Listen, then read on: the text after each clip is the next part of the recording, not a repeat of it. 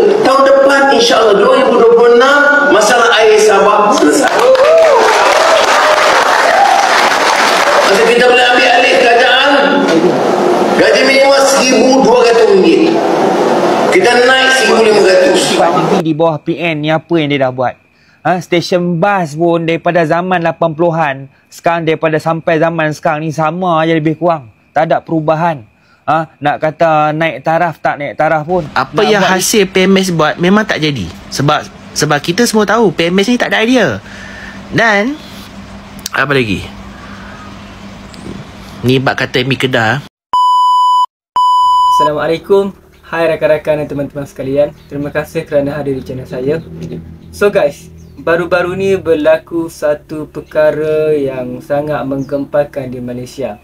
Dan perkara ni perlu kita ketahui dan penting untuk kita tahu supaya kita boleh ambil iktibar daripadanya.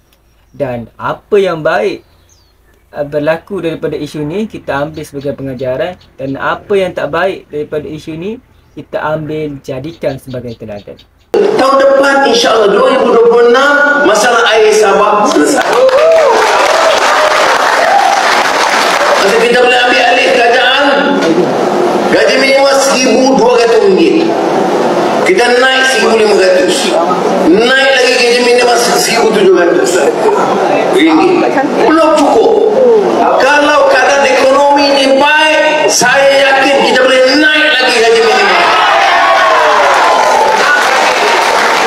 Ini Perikatan Nasional campaign. Bila dia naik gaji minimum? Bila dia naik gaji pegawai? Itu ada kerajaan sokong dia. Masa dia ada tak ada. Tapi bila dia cakap Islam, oh ini Melayu, ini Bumi Putra, ini rakyat, hak rakyat Sabah. Masa kamu perintah, kamu buat apa? Kamu naik gaji pekerja, kamu bagi pekerjaan baru kepada rakyat, kamu selesai masalah air, masalah karan. Masalah kita karan kan. Saya di Pulau Pinang, nenek saya dulu cakap karan. Karan ada, karan tak ada. Karan itu electricity. Tu apa tak tahu. Ya. Jalan lubang-lubang. Ingat saya bangga. Saya pernah pergi tengok jalan. Besok nak pergi ke Turi. Jadi pegawai kita ambil masa 60 minit. Tapi dia kata PM pakai jalan kan. Dia kata boleh. Banyak lubang-lubang. Tahan ke pegang. Ingat saya tak berapa kuat. Ingat saya bangga. Saya bangga kalau dengar macam tu. Dan kita cari jalan selesai. Tak pula kalau saya Perdana Menteri helikopter mana. Tapi yang adik sana kakak, helikopter mana nak pakai? Helikopter drawing kartun boleh lah. Jadi saya kena fikir.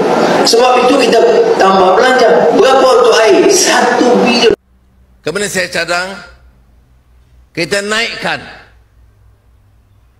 daripada 100 juta, 150 juta jadi 600 juta.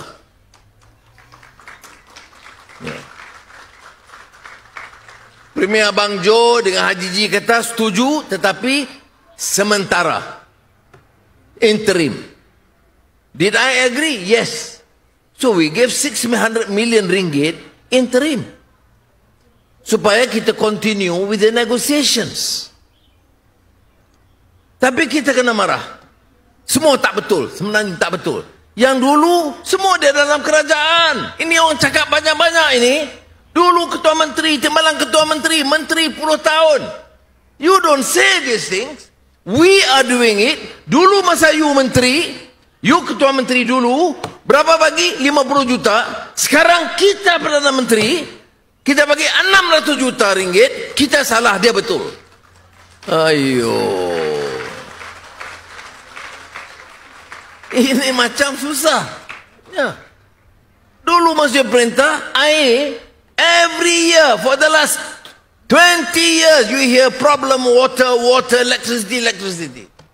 Now, dalam meeting kita panggil, bukan orang Sabah State government Sabah pergi Kuala Lumpur. Saya turun jumpa di sini.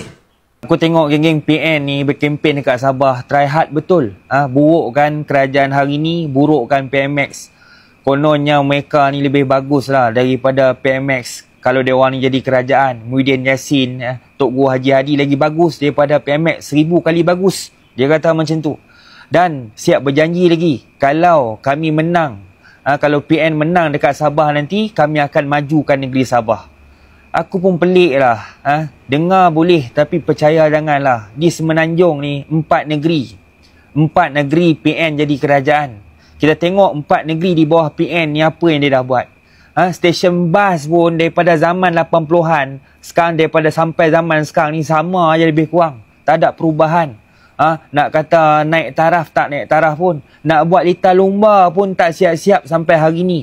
Lepas tu dia boleh sembang kata, kalau menang di Sabah nanti, kita akan majukan negeri Sabah. Kita main politik ni jangan jadi macam Walaun. Walaun ni dia main politik, dia tak pakai otak. Dia apa-apa pun pemimpin dia yang paling bagus, orang lain tak bagus. Walau macam mana buruk pun pemimpin dia tak pandai takbir negeri ataupun negara pun, dia tetap akan sokong. Ni cara Walaun dalam berpolitik. Kita yang ada otak ni, jangan jadi macam Walaun. Kita kena berfikir. Allah Ta'ala suruh kita ni berfikir. Dalam Quran tu banyak ayat-ayat yang diulang. Allah Ta'ala suruh hamba-hamba dia berfikir. La'allahum yatafakkarun liqaumin yatafakkarun afala ta'qilun. Suruh kita ni berfikir. Allah Ta'ala bagi akal. Kita boleh berfikir mana bagus, mana tak bagus. Kalau nak cari calon, nak cari pemimpin ni, cari orang yang rajin bekerja untuk masyarakat. Rajin berkhidmat. Pastikan kawasan dia ni tak ada rakyat yang susah. Pastikan di kawasan dia ni maju. Macam tu pemimpin yang kita nak cari. Begitu jugalah dengan kerajaan. Supaya apa? Supaya kita ni tak merungut nanti di siang hari dan anak cucu kita ni tak susah pada masa akan datang. Tak kisahlah pada mana-mana parti pun, asalkan dapat calon yang boleh buat kerja, yang tu kita kena sokong dulu. Kita tengok apa boleh bantuan yang dia bagi kepada rakyat. Kita tengok ekonomi dalam negara kita hari ni, dia perintah macam mana keadaan dia. Lepas tu kita bandingkan peruntukan kerajaan hari ni dengan kerajaan dulu. Mana banyak, mana sikit. Yang banyak tu lah yang kita kena sokong. Macam tu jugalah kempen dekat Sabah ni. Kita tengok mana kerajaan yang bagus. Antara Muhyiddin Yassin waktu PN jadi kerajaan dulu dengan Anwar Ibrahim jadi kerajaan hari ni. Mana paling bagus? Mana peruntukan dekat Sabah ni yang paling banyak? Kalau kita tengok peruntukan di negeri Sabah, zaman Muhyiddin Yassin dia bagi berapa? 10 bilion setahun. Zaman Anwar Ibrahim dia bagi 17 bilion setahun. Kemudian dalam perjanjian MA63 tu, yang mana kerajaan yang dapat laksanakan dengan banyak perjanjian tu? Kalau kita tengok Muhyiddin Yassin hanya satu perjanjian. Kalau kita tengok Anwar Ibrahim hari ni dah tunai 9 perjanjian.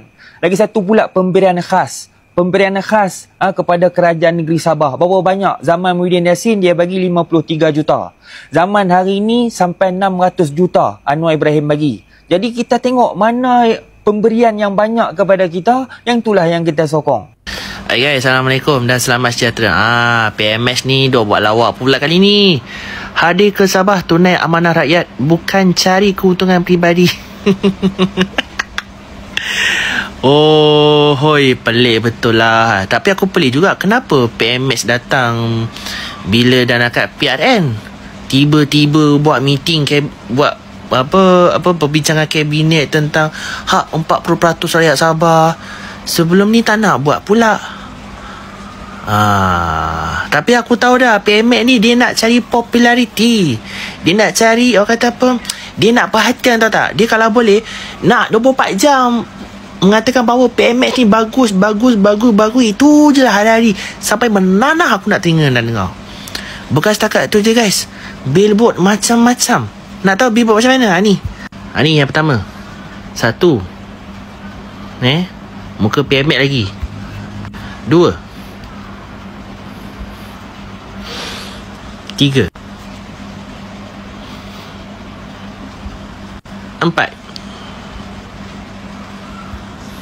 dan 5. Benda ni lah pernah aku hadap hari-hari ketika aku nak pergi kerja. Mula-mula nak semangat pergi kerja, tapi bila tengok muka PMX ni rasa macam tak semangat kan main. Yelah, takat amanah rakyat tu kau tak nak kelentong lah. Sebab apa? Ni billboard ada di mana-mana. Dan for sure rakyat Sabah akan menghadapi situasi sama apa yang saya lalui. Sebab apa tau? Okay, aku ada pengalaman. Okay, aku nak pergi kerja tau. Semangat nak pergi kerja ni hari Senin, nak hilangkan money blues punya pasal. Tapi bila tengok muka PMS ni, tak ada mood terus nak pergi kerja. Sebab apa? Beliau bukan berjiwa rakyat sangat. Beliau nak kekal kuasa kerana populariti, nak cari glamour. Itu saja. Dan kalau boleh, hari-hari ni media-media nak puji PMX setiap hari, sampai aku nak menanah telinga aku nak dengar ni. PMX bagus, terbaik. Alah, yelah, amanah rakyat sangat lah kan. Sampai kata apa yang hasil PMX buat memang tak jadi. Sebab kita semua tahu PMX ni tak ada idea. Dan apa lagi, ni bab kata Mi Kedah, buka mulut bohong, bohong kerjanya 24 jam.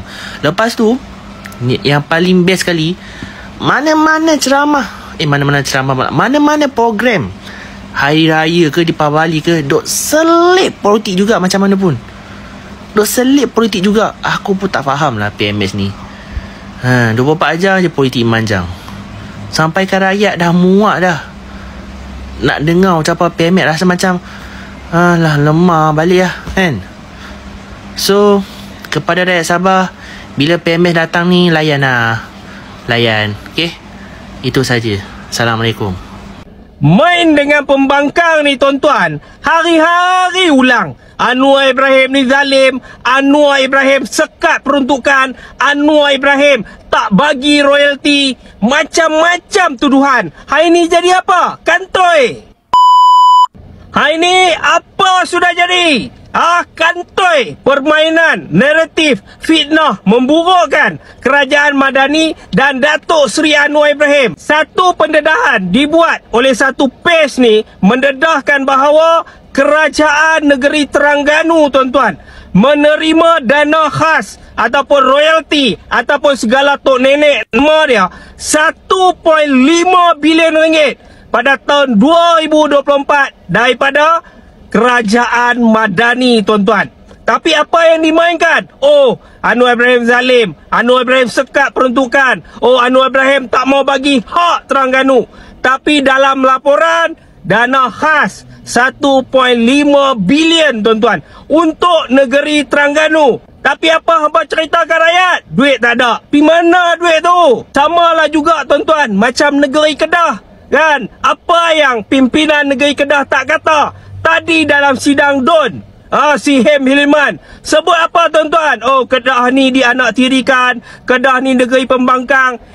Kita nak habaq macam ni tuan-tuan. Baru-baru ni Sanusi umum apa? Pelaburan 7 bilion ringgit masuk ke negeri Kedah.